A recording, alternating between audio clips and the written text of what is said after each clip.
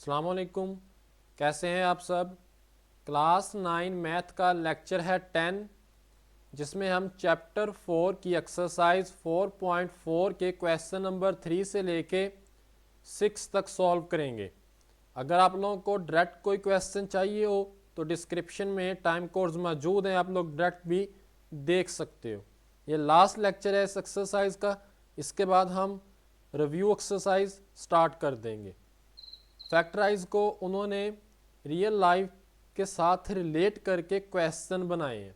बहुत आसान क्वेश्चन है, जिस तरह हमने प्रीवियस लेक्चर में फैक्टराइज किए हैं क्वेश्चन, सेम वैसे ही है, बहुत आसान है। तो सबसे पहले क्वेश्चन नंबर 3 को देख लेते हैं। इसमें वो क्या कह रहा है, an investor's returns R of X. ये जो लिखा हुआ है ना आर ब्रैकेट एक्स, इसको आप लोगों ने पढ़ना है R of X in rupees after investing X ₹1000 is given by quadratic expression. Quadratic expression या इक्वेशन हमारे पास वो होती है जिसमें हाईएस्ट डिग्री अननोन वेरिएबल की हाईएस्ट डिग्री 2 हो, 2 हो, 1 हो तो वो लीनियर, अगर 3 है तो वो क्यूबिक होता है। समझ आइए। फैक्टराइज द एक्सप्रेशन, हमने इसको फैक्टराइज करना है and find the investment level that result in zero return. Means के हमने वो पॉइंट या लेवल निकालना है जहां पे उसको जीरो रिटर्न मिले। समझ आइए, ना उसको प्रॉफिट हो ना हो लॉस। तो सबसे पहले मैंने आर ऑफ एक्स लिखा है, ये गिवन एक्सप्रेशन था, is equal to -x² plus 6x minus 8। यहाँ से मैंने कॉमन ले लिया माइनस को। जब आप लोग कॉमन लेते हो माइनस तो साइन अंदर चेंज हो जाते हैं, अगर वो प्लस है तो माइनस हो जाएगा, अगर माइनस है तो वो प्लस हो जाएगा। इसके बाद इसको फैक्टराइज करना है, उसके लिए सिंपल हम करते क्या हैं, फर्स्ट पे हमारे पास है 1 और लास्ट पे है 8, इन दोनों को मल्टीप्लाई करते हैं। अब हमें ऐसे दो नंबर्स चाहिए जिनको मल्टीप्लाई करने से तो 8 बने, लेकिन प्लस माइनस करने से मिडल टर्म माइनस का 6 मिले। अगर मैं यहाँ पे -4 मल्टीप्लाई -2 कर दूँ, माइनस मल्टीप्लाई में माइनस माइनस के साथ कट जाएगा, 4 2s are 8, मल्टीप्लाई में हमें 8 मिल गया। अगर मैं यहाँ पे इनको ऐड करवा दूँ, यहाँ पे 8 लिख देता हूँ, मल्टीप्लाई करने से 8 बना है, -4 -2 माइनस माइनस प्लस, साइन हमेशा वो आता है जो बड़ी वैल्यू के साथ हो, -6 मिडल टर्म भी मिल गई है। तो मैंने यहाँ पे 4 और 2 लिखे हैं। फर्स्ट दोनों में से कॉमन क्या आ रहा है, x कॉमन ले लिया, अंदर क्या रह गया x -4। लास्ट वाली दो टर्म में से -2 कॉमन आ रहा है, अंदर क्या रह गया x -4। प्लस था लेकिन जैसे हम माइनस को कॉमन लिया है तो साइन चेंज हो जाते हैं। समझ आइए। फिर एक दफ़ा बाहर वाली वैल्यू x -2, एक दफ़ा अंदर वाली वैल्यू।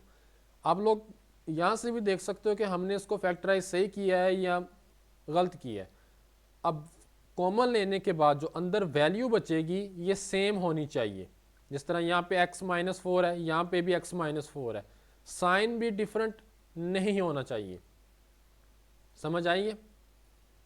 अब उसने कहा था कि हमने पॉइंट वो बताना है जहाँ पे उसकी इन्वेस्टमेंट ज़ीरो रिटर्न मिले। मैंने यहाँ पे आप लोग सिंपल भी लिख सकते हो अकॉर्डिंग टू गिवन कंडीशन, क्योंकि उसने क्वेश्चन में कंडीशन लगा दी थी, इस वजह से मैंने यहाँ पे आर ऑफ एक्स को 0 रखा है। समझ आइए। तो सिंपल माइनस है तो माइनस को 0 को रखोगे कोई फ़र्क नहीं पड़ता। आगे वाले दो वैल्यूज़ पड़ी हैं हमारे पास, x -2 x -4, दोनों को 1 बाय 1 0 रखोगे तो जैसे ही 0 रखोगे, ये -2 है दूसरी तरफ जाके प्लस का 2, ये -4 है दूसरी तरफ जाके प्लस का 4। मीन्स अब उसने क्वेश्चन में x1000 कहा था, ऐसे ही है ना, ₹1000। अब हमें आंसर यहाँ पे 2 निकला है, 4 निकला है। इसका मतलब है कि अगर 2000 और 4000 इन्वेस्ट किए जाएं तो इन पे उसको 0 रिटर्न मिलेगा। ना उसको प्रॉफिट होगा ना लॉस होगा। समझ आई है? मीन्स के अगर वो 2000 और 4000 रुपये इन्वेस्ट करे तो उसका रिटर्न क्या होगा? ज़ीरो। मीन्स के ना उसको प्रॉफिट होगा ना उसको लॉस होगा। समझ आई है? ये था सिंपल क्वेश्चन। अब इसके बाद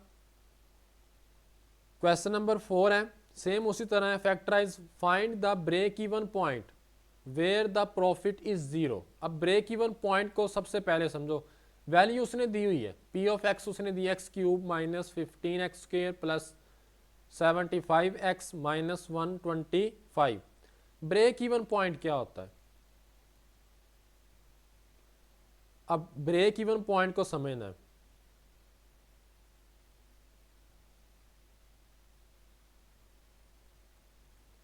ये हमारे पास वो पॉइंट होता है जहां पे एक इन्वेस्टर को, एक ट्रेडर को ना तो प्रॉफिट होता है ना ही लॉस होता है। फॉर एग्जांपल फाइनेंशियल मार्केट का मे भी आपको, आप में से किसी को इल्म हो, अगर इल्म है तो कमेंट कर दीजिएगा। उसमें हमारे पास होता क्या चीज़ है? फॉर एग्जांपल यहाँ पे प्राइस थी, यहाँ पे आपने बाय किया, मार्केट चली गई ऊपर, यहाँ पे आपने बाय किया हुआ है। अब इसके बाद जब फाइनेंशियल मार्केट वालों से उनको सही तौर पे पता होगा, अब यहाँ पे हमने पहले स्टॉप लॉस यहाँ पे रखा था, हमने इसको मूव करवा दिया है जहाँ पे एंट्री ली थी हमने, जहाँ पे हमने बाय किया था, स्टॉप लॉस भी वहाँ पे आ गया। फॉर एग्जांपल के मार्केट अगर दोबारा इसी पॉइंट पे आ जाएगी तो ये हम कहते हैं कि हमारा ब्रेक इवन लग गया है। समझ आइए? जहाँ पे ना तो उसको प्रॉफिट होता है ना ही लॉस होता है। समझ आइए? तो सबसे पहले मैंने एक्सप्रेशन जो उसने लिखा हुआ था वैल्यू पी ऑफ एक्स की वो लिखी है। अब इसमें ज़रा गौर करो, 4 टर्म्स हैं। आप लोगों ने ये सेम क्वेश्चन एक्सरसाइज 4.2 में भी किए हैं, क्वेश्चन नंबर 3 में।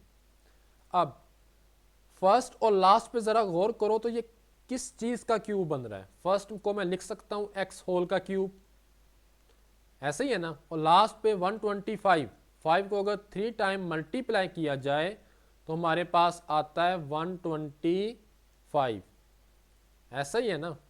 तो क्या मैं इसका क्यूब लिख सकता हूँ? अब उसी फार्मूले के मुताबिक जो मैंने आपको उसी लेक्चर में एक्सप्लेन किया था, आप लोग क्लास 8 में भी फैक्टराइज में ये करके आए होंगे। -3a² b plus 3ab²। अब ये फार्मूला हमारे पास होता किसके इक्वल है? अगर मैं यहाँ पे लिखूँ तो ये फार्मूला हमारे पास होता किसके इक्वल था? a माइनस बी होल के क्यूब के। समझ आइए? अगर तो प्लस हो तो सब में प्लस आता है, यहाँ भी प्लस आ जाएगा, यहाँ भी प्लस आ जाएगा। लेकिन अगर माइनस हो तो इस यहाँ पे सिर्फ प्लस आता है, इसके बाकी सब माइनस आती हैं साथ। और फर्स्ट टर्म के साथ जिसके साथ कुछ ना हो वहाँ क्या होता है? प्लस होता है। समझ आइए? उसी के मुताबिक मैंने इसको क्लोज कर दिया है। किस किस पे क्यूब था? एक तो एक्स पे क्यूब था और दूसरा 5 पे क्यूब था, दोनों को इकट्ठा लिखा है।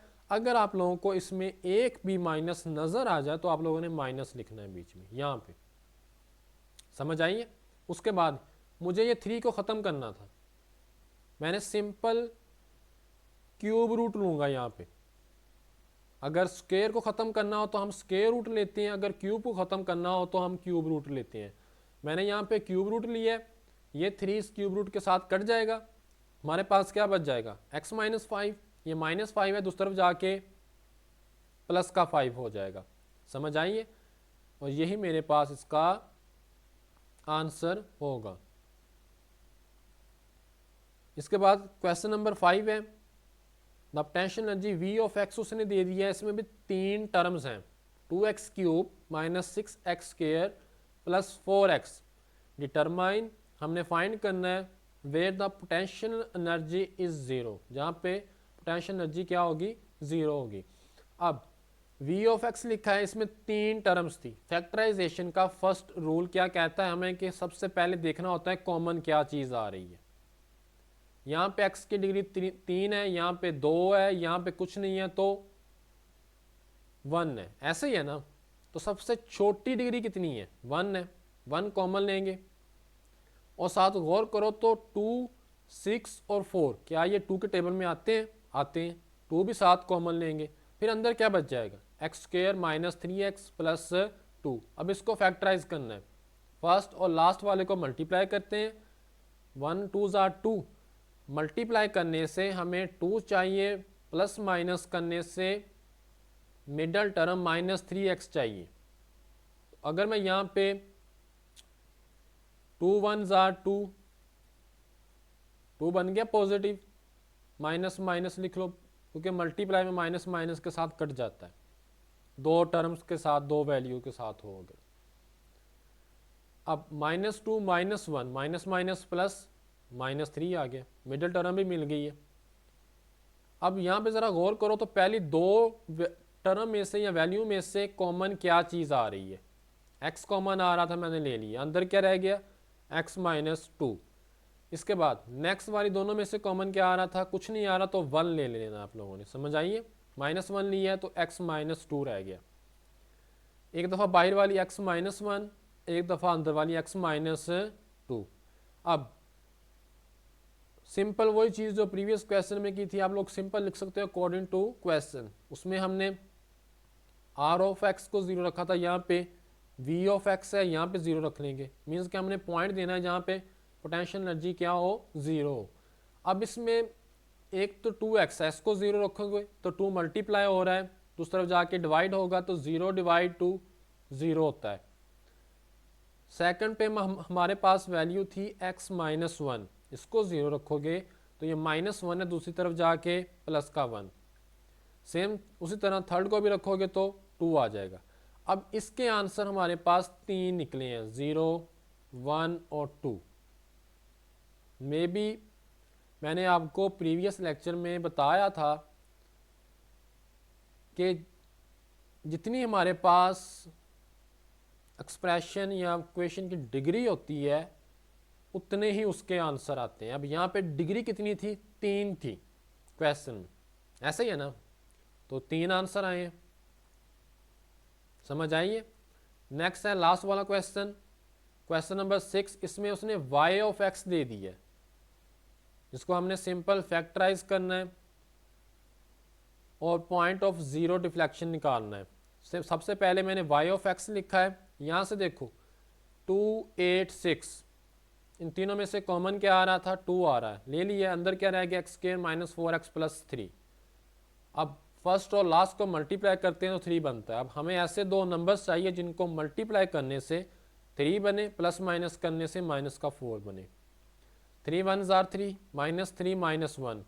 मैंने x यहाँ पे लिखा है क्योंकि मैंने फैक्टराइजेशन का लेक्चर 1 में आपको डिटेल से बता दिया था, कंसेप्चुअल रियल लाइफ के साथ रिलेट करके, कि फैक्टराइजेशन का सिंपल मतलब होता है कि हमने एक चीज़ तोड़ी है, अगर उसको दोबारा जोड़ा जाए तो वही जिस चीज़ को तोड़ा गया है वही चीज़ दोबारा बन जाए, समझ आइए।